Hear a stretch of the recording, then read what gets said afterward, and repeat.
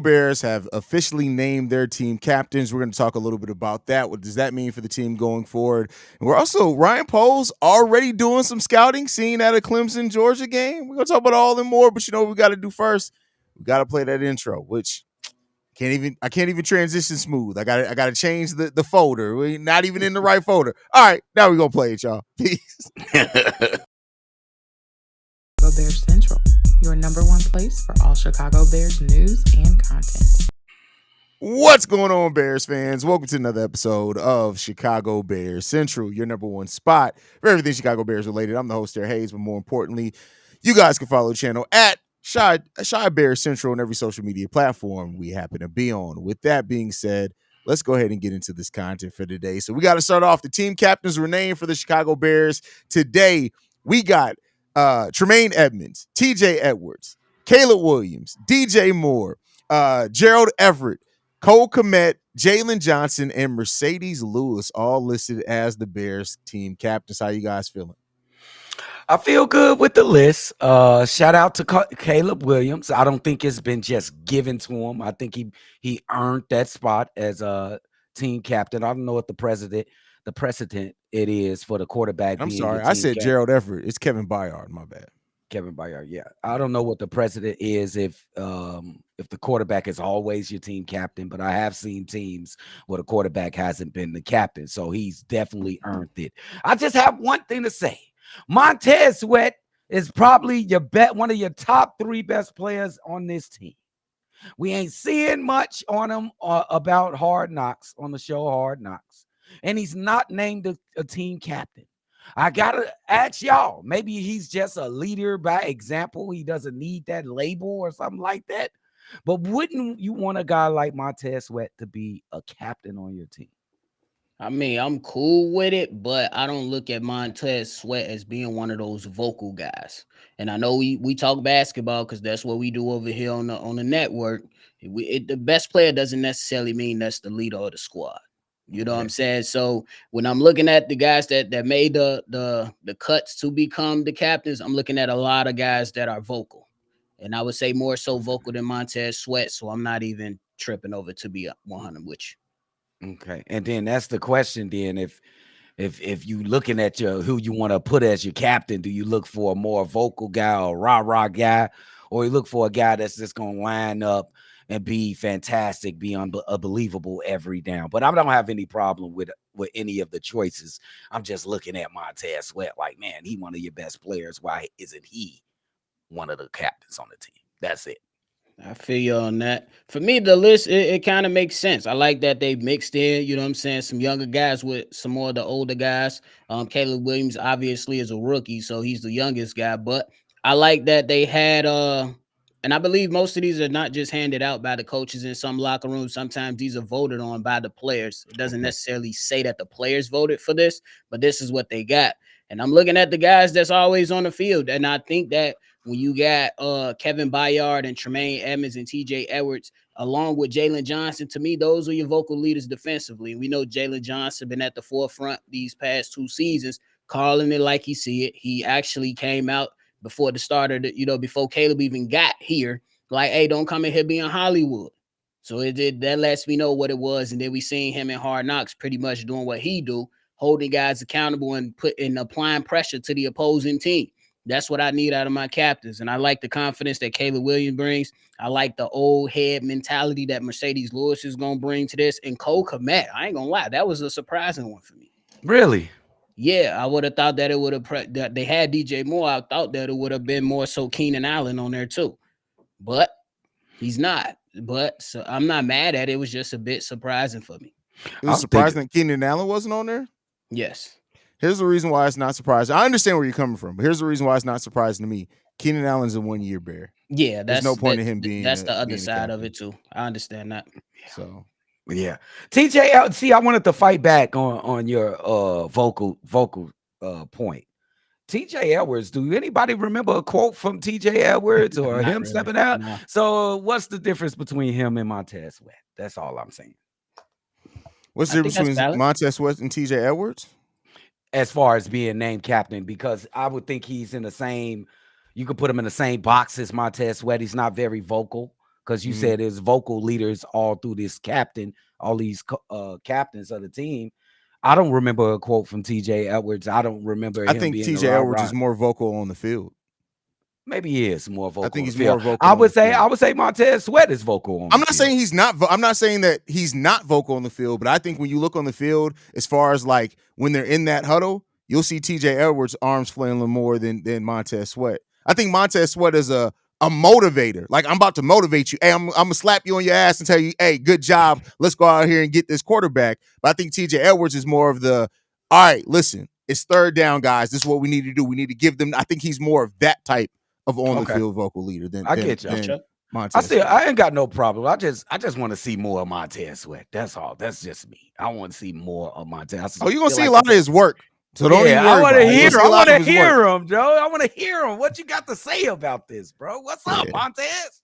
I will say Mercedes Lewis is a surprising one on this on here for me. Not because I mean he's a veteran, make no mistake about it, and he's done enough in the NFL to deserve to be a captain on any team. But in my personal opinion, I would have empowered somebody on that offensive line. I Who would think that that's be? Who would that that's be? great. Who would that be? Honestly, I know he's injured, and maybe that's the thing that kept it from happening. It would have been Tevin Jenkins to me. I'm not mad Mm, at that. I'm not mad at that. Would you be mad at the? I know it's his second year, Darnell Wright. How about that? Would you be that's what mad I at was gonna that? ask. That's a I great question. mean, yeah, I guess there's a precedent with Caleb being on here and being a rookie. There's definitely a precedence Yeah, being set for that. yeah. I So think that point though that you mentioned, Hayes, is a very, very valid point on, you know what I'm saying, empowering the offensive line. I look at around guys around the offensive linemen around the league. I don't necessarily know everybody's captain situation, but I know mhm. that some of the best ran teams have that vocal leader on the offensive line. I know Ryan Bates has been injured. We just talked about that. But I really, really believe your point when you said that would have definitely empowered some guys on the offensive line to where they like, hey, we got to carry this a different way and Yeah. kind of change the feel of it too. And you got to hold guys accountable. I'm not gonna say none of the guys are not capable, but it would have been interesting to see. Like Olin Krutz from back in the day, he was the captain of the team, and that I think that gives But motivation to the that's offensive line. but let's just be clear. Olin Krutz is a different beast He put a entirely. Like grown that's man in a locker. Come bro. on. That's you. We're sitting here You talking know? about people who maybe aren't who maybe are kind of quiet and have a quieter personality. This nigga C Dub followed up with Olin Krutz. Like what? I'm just saying they ain't gotta be the player that Olin Krutz is or the personality that Olin I Krutz know. is. I get what you're saying. But I I'm definitely just get what agreeing with you, Drip. Damn it. I And you know. I mean, I'm just saying though. we could give motivation to the I offensive wish we had line. an offensive lineman that was the type of lineman as an Olin Krutz right now, bro. Like I wish we had that, bro. I think we do in Darnell Because Wright. Olin Krutz would literally look Caleb Williams in his face and say, listen, I don't give a fuck that you're the new rookie. Oh, he definitely would. He would. He would. do your fucking job, my boy. Yes. Like, That's a Yes. fact. and He don't let had the offensive line hold a blocking. And Caleb, see, that's you know what I can't even say. But if Olin Krutz would have been the offensive lineman, we had a quarterback dancing instead of taking care of business, man. Olin Krutz would have been in that huddle like you limp dick son of a bitch. I'm letting the next tackle that come through here come right to you untouched, my boy. Like, Real. but yeah, Olin Krutz is a different beast, bro. I don't think there are too many people like Olin Krutz nowadays, bro. I don't That's a think. fact. nah. Nah, bro. No. That's I a don't fact. think there are too many people like Olin Krutz. But yeah, overall though, I like the decisions of captains. I understand almost everybody that's on this list for sure. Jalen's definitely he's already talked about needing to step into a leadership role as well. He deserved to definitely be a captain. Cole Kmet is going to have a big season as well. Now, the thing that I know everybody's going to make about it, and we've touched on it a little bit, but Caleb Williams as a rookie being one of your captains, how you feeling? Hey, look, man. I don't think this stuff is just given away. You know what I'm saying? When you want to talk about being a leader of men and becoming a captain, I think he's earned that. So we can sit back and just applaud the young man for earning the support of grown men, of 53, 52 other grown men on this team. So I'm just gonna applaud him. I ain't finna even hate. For Applaud him. real. I'ma definitely applaud him as well. And I think that he's already shown that, he's going to be capable to lead the Chicago Bears. We're going to see if he's going to lead us to new heights or new lows. We shall see. My decisions will be what they're going to be, but I already seen examples of his leadership. Yes. The guys has already been working with Keenan Allen in the offseason before mini camp, training camp, all this stuff started. At one point, C-Dub was saying that Keenan Allen is his shadow. Then another point is that he literally had grown men clean up a locker room. Yeah. That's leadership out the ass, and you had idiots like Amari Toomer come out there and try to criticize him for wanting to have a clean locker room. It's crazy to me. You know how they already locker did room what look. he had to do. So shout out to him. You know how they locker room look, the way he was criticizing dirt ass. Clean you after yourself. What the hell is wrong with y'all? You dirty bastards. Facts. Well, for sure, though. For sure. But all right, moving on from that, let's get into the next topic. I talked about on the daily episode a little while ago players that I think are set to break out in the 2024 season, but it ain't a full conversation if I can't have it with my guys. So I want to turn it over to you guys, man. Who you guys have on your list as breakout candidates in 2024?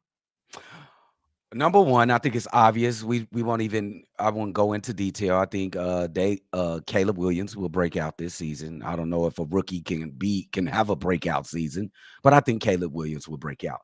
At 2, and this may surprise y'all, but y'all just take it, compartmentalize. I know what say. Velus Jones. I told you. I told you. Just take it for what it's worth. He's going to be impactful in a couple of games. I ain't saying he's going to have a Pro Bowl season he's going to be impactful in the position that he's in. And at 2, at 3, damn, can I count? 3, Austin Booker is going to have a breakout season as well. There we go. For sure. I ain't mad at it. I knew you was going to say Vegas. I ain't going to lie to you. I knew you was going to say Vegas Jones. For the simple fact, hey, that running back role might be I ain't gonna lie. I want to see it a little more, but hey.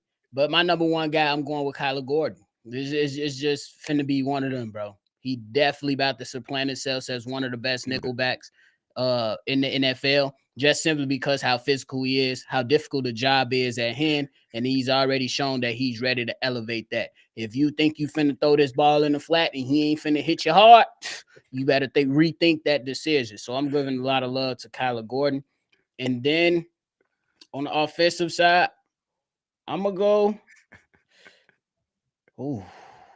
It ain't too many breakout candidates. I'm going to go Javon Dexter. I'm going to go with what we already believe. I know he ain't have a great preseason, but I believe that this guy's going to get about 6.5, 7 sacks this season, and he will be very impactful. So I got 2, Kyler Gordon, Javon Dexter.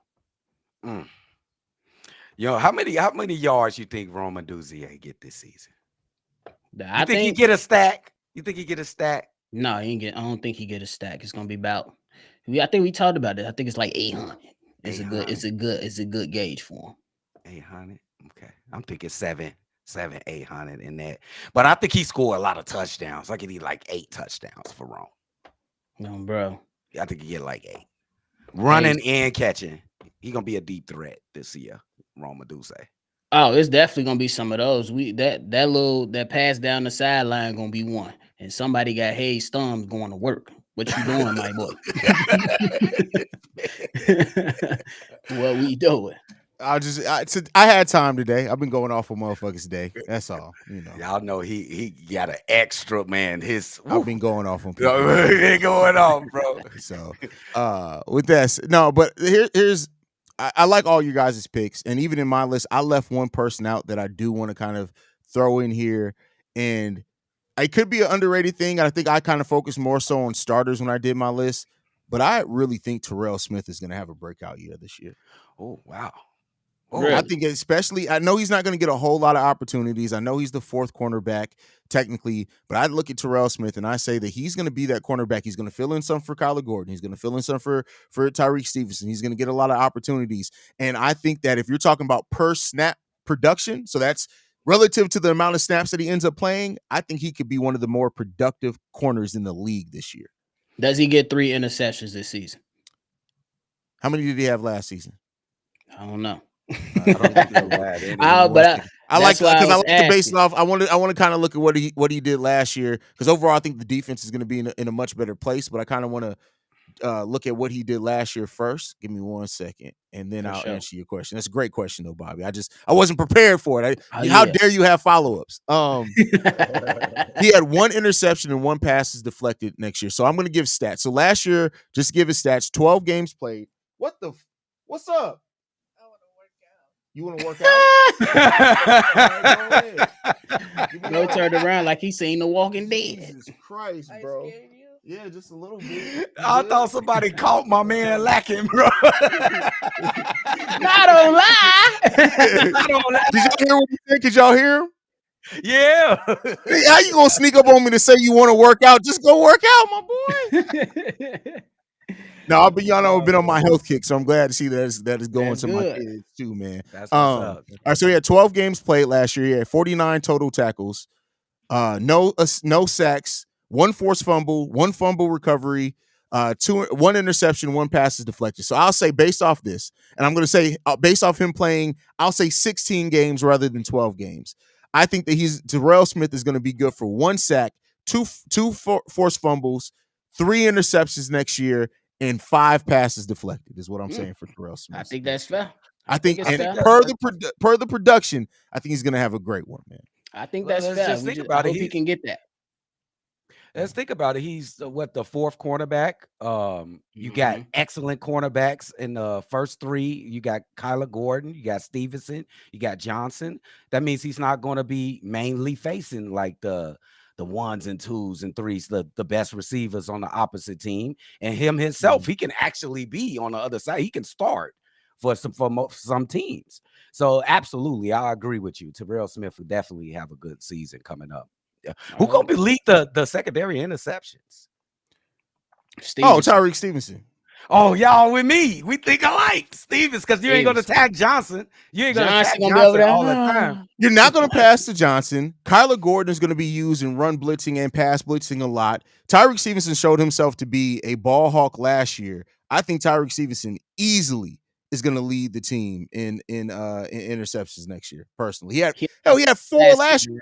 You know, Tyreek Stevenson was 1 more interception. He would have been tied for like 5 people in the top 10 in interceptions last year.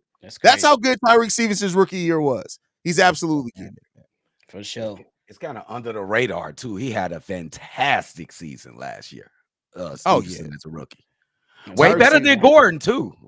He had a better season than Gordon rookie. You think season. so? You think it was a better season? I Better think rookie season than better Kyler Gordon. Oh rookie yeah, he had season than definitely a Kyler better Gordon. rookie season Absolutely. than Kyler Gordon. Yeah, I think that's fair. They tried to pick on him early. They did get at Kyler him Gordon early. got picked on a lot. Yeah, But see, but the difference is didn't Kyler have no Gordon got picked support. on early too, but it lasted like 5 games for Kyler Gordon to adjust. Tyreek Stevenson by the 3rd game was like, all right, he bet. was good. He was good.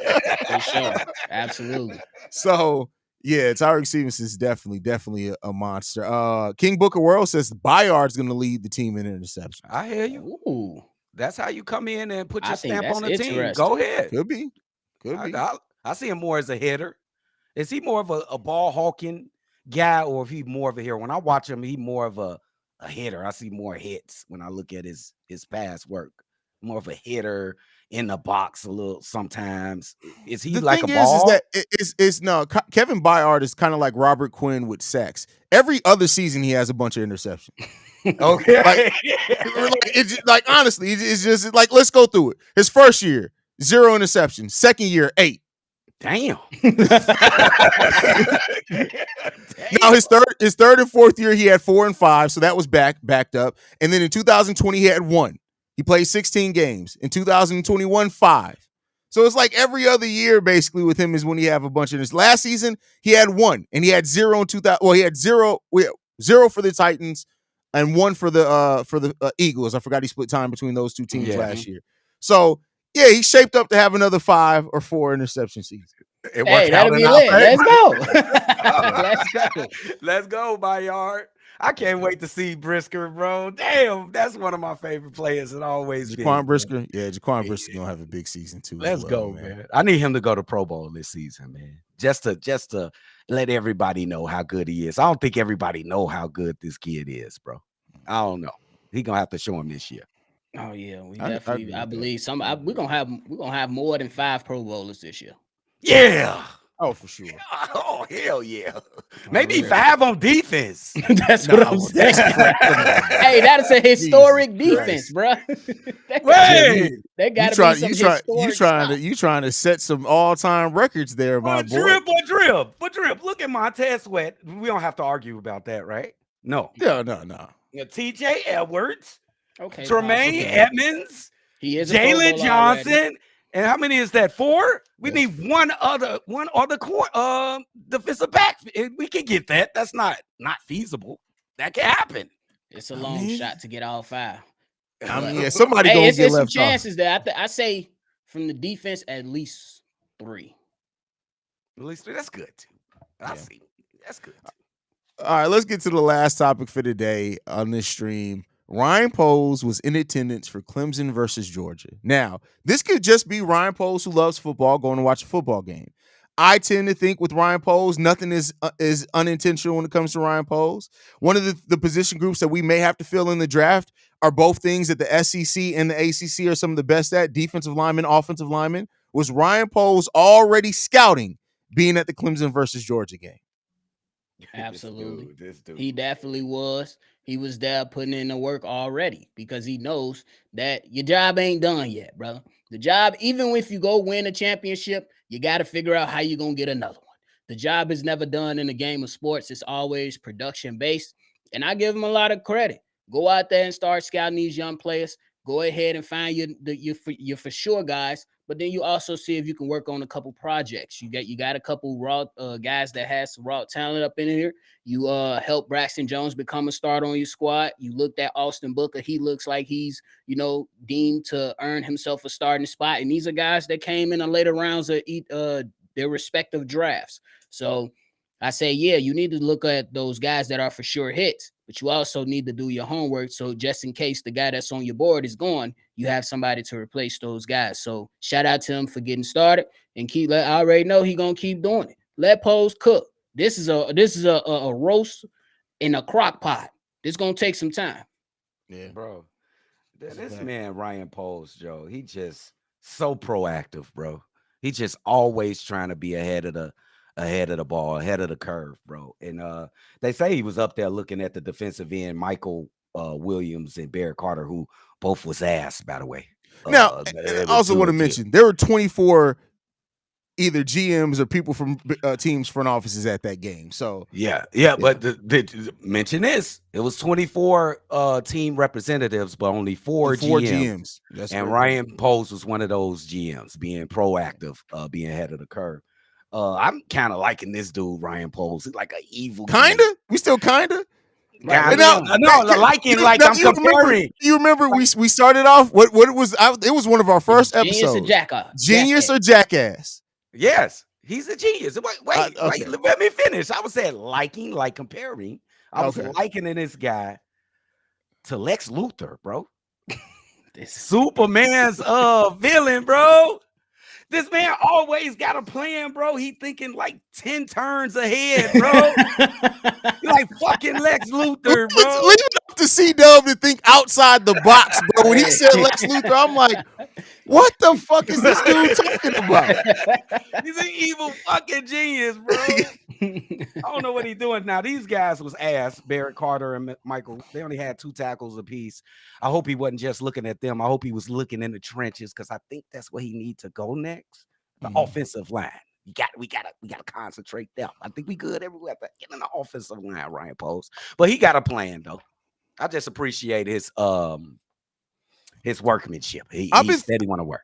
I'm going to watch how it goes over the season, but more and more, I think, just when you look at the way that Ryan Poles has even done it, I'm not going to say he's not going to draft offensive linemen, but I wouldn't be surprised if he targets a lot of veteran offensive linemen to put in front of his rookie quarterback next season. And maybe the draft is kind of focused more towards the defensive side of the trenches. Maybe. Now, veteran offensive linemen can be expensive as shit. Yep. So... yeah. I may be wrong on that one, but yeah, because on the flip side, you'll think of like the veterans that's gonna be around. You got to spend some money on, and I mean, you got some decent depth. Or that's pretty. It's better than last year for sure when it comes to offensive line. But when you start allocating the money, it's gonna be interesting to see, because right now you got so many of the holes plugged already. So it's gonna be interesting to see for that draft. Do you go best player available, or do you have a more focused draft? We is going way ahead though, but it is interesting. I think he's thinking way ahead. You got to. I Really. think he's there. He's already at the end of the season.